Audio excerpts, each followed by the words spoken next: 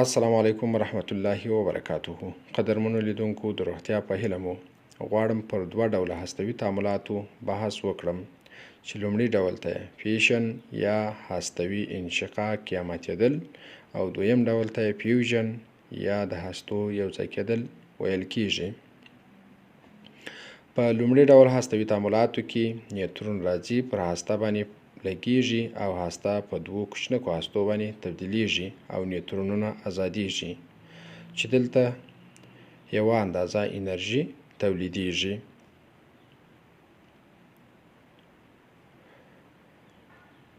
دویم ډول هستوي تعاملات چې دلته د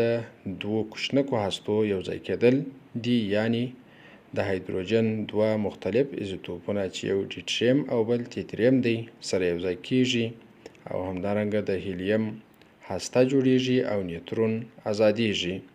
او دغه ډول تعامل هم د هستوي انرژي د تولید سبب کېږي. یو ډول ته یورانیم او پلوټونیم غټې هستې په کوچنۍ هستو بدلیږي او بل ډول یې د هایدروجن دوه مختلف ایزوتوپونه سره یوځای کېږي او د هیلیم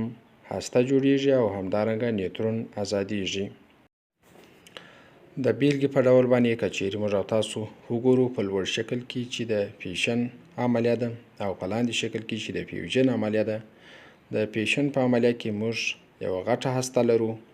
چې هغه د پروټونونو او نیوټرونونو څخه ترکیب شوې ده چې یورانیم یا پلوټونیم دی او همدارنګه نیوترون چې سور رنګ لري دا پر دغه غټه هسته باندې لګیږي او همدارنګه غټه هسته په دوو کوچنکو هستو باندې